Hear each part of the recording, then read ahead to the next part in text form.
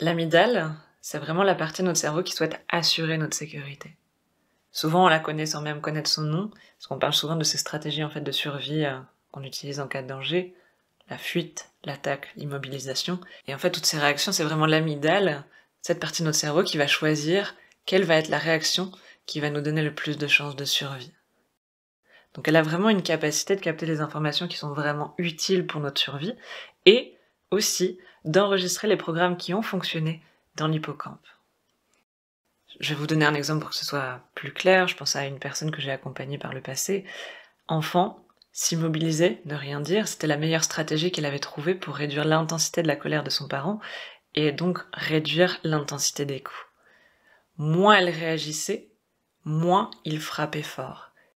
Et ce programme, son amygdale, elle l'a vraiment enregistré dans son hippocampe pour que la prochaine fois qu'elle se retrouve face à la colère de son parent, elle retourne plus rapidement dans cette posture qui l'a protégée. Le problème, c'est que par elle-même, l'amygdale, elle ne va jamais remettre en question le programme qu'elle a enregistré. Donc souvent, ça va nous être utile, ça va nous faire prendre des raccourcis. Dans l'exemple que je prenais, enfant, elle retournait plus rapidement dans cette posture d'immobilisation et ça réduisait plus rapidement l'intensité des coups.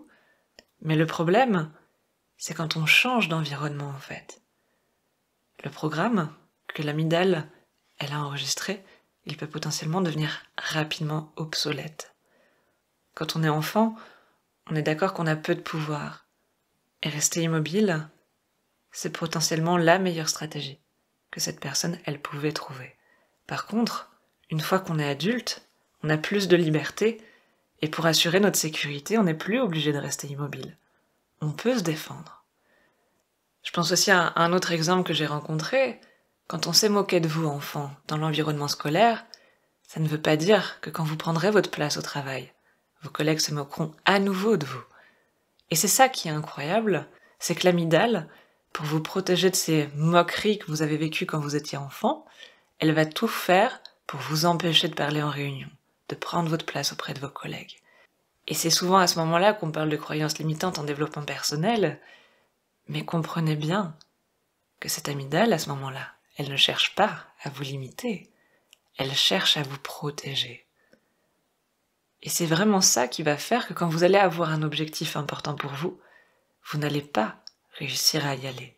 Pas parce que vous avez un problème, juste parce que votre amygdale, elle vous protège de ce que vous avez vécu par le passé. Elle vous protège pour éviter que ça recommence. Et c'est pour ça, en fait, qu'il est vraiment important de revisiter son passé, parce que votre amygdale, elle a stocké tout ce que vous avez vécu dans votre hippocampe. Votre corps, votre cerveau, il n'a rien oublié. Et tous ces petits programmes qui vous ont été utiles quand vous étiez enfant, potentiellement, ça va interagir, s'entrechoquer avec vos objectifs que vous avez adultes. Et tant que vous ne remonterez pas au souvenir racine qui a créé cette association dans l'amygdale, ou en tout cas, tant que vous n'apprendrez pas à activer votre lobe préfrontal à cet endroit-là, le lobe préfrontal étant la seule partie du cerveau capable d'envoyer un message à l'amygdale pour qu'elle se calme, vous n'arriverez pas à atteindre ce qui est vraiment important pour vous. Vous pouvez lutter avec toute votre motivation, toute votre force. L'amygdale, elle trouvera toujours un moyen de vous protéger. Et c'est pour cette raison que je crois profondément au pouvoir de la gratitude. C'est parce que cette émotion, elle est capable d'activer le lobe préfrontal et donc d'aller reprogrammer notre amygdale. Mais je n'en dirai pas plus sur ce point, je réserve ça pour un prochain audio. Belle journée à vous.